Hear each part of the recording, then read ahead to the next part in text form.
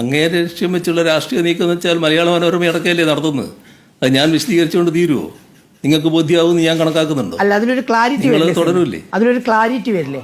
ഞാൻ പറയേണ്ടത് ഞാൻ പറഞ്ഞു കേട്ടോ. ഇതിനു മുമ്പ് കേന്ദ്ര ഏജൻസികൾ കേരളത്തിൽ കറങ്ങിയ സമയത്ത് അത് കേന്ദ്രത്തിന്റെ നീക്കമാണ് എന്ന് അങ്ങ് അടക്കമുള്ളവർ തുറന്നു പറഞ്ഞിട്ടുണ്ട്. ഈ ഘട്ടത്തിൽ അങ്ങ് അതിന് തയ്യാറാവുന്നത്?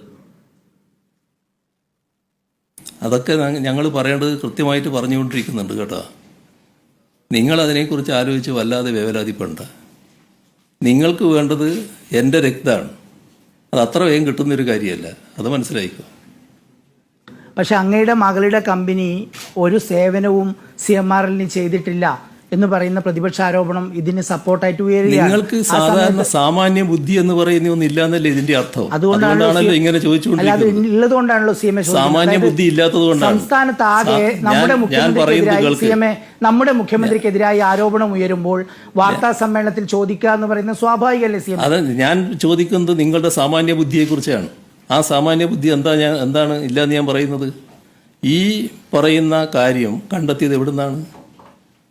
എൻ്റെ മകള് നടത്തുന്ന സ്ഥാപനം നൽകിയ സേവനത്തിന് അവർ നൽകിയ പ്രതിഫലം അത് കള്ളപ്പണമല്ലാലോ, അത് റെക്കോർഡ് അനുസരിച്ച് വന്നതല്ലേ. അതിന് കൊടുക്കേണ്ട ഇൻകം ടാക്സ്, അതിന് കൊടുക്കേണ്ട GST ഇതെല്ലാം കൃത്യമായി കൊടുത്തു കഴിഞ്ഞല്ലേ? അല്ല രേഖപ്രകാരമുള്ളതല്ലേ? നിങ്ങൾ ആരെങ്കിലും അത് കാണുന്നുണ്ടോ? നിങ്ങൾ ആരെങ്കിലും എന്നല്ല, നിങ്ങൾ കാണുന്നുണ്ടോ? അത് മറച്ചു വെച്ചുകൊണ്ടല്ലേ കാര്യങ്ങളൊക്കെ പറയുന്നത്. ഏതെങ്കിലും പുതിയ കണ്ടെത്തലുകൾ ഇതിൻ്റെ ഭാഗമായിട്ടുണ്ടോ? അത് വെച്ചുകൊണ്ട് നിങ്ങൾ നൽകാത്ത സേവനത്തിനാണ് പ്രതിഫലം എന്ന് പറഞ്ഞുകൊണ്ടാണല്ലോ പ്രശ്നങ്ങൾ ആരംഭിക്കുന്നത്.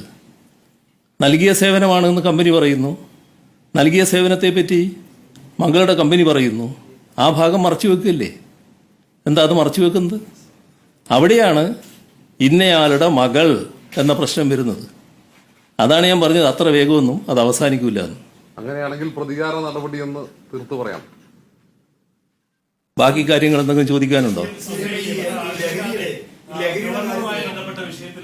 വലിയ തരത്തിലുള്ള തിരിച്ചടിയാണ് ഈ സംസ്ഥാന സർക്കാർ നേരത്തെ നടത്തിയ നിയമപോരാട്ടത്തിലൊക്കെ ഒരു വിജയമാണ് തമിഴ്നാടിന്റെ ഹർജിയിൽ ഉണ്ടായിട്ടുള്ളത്.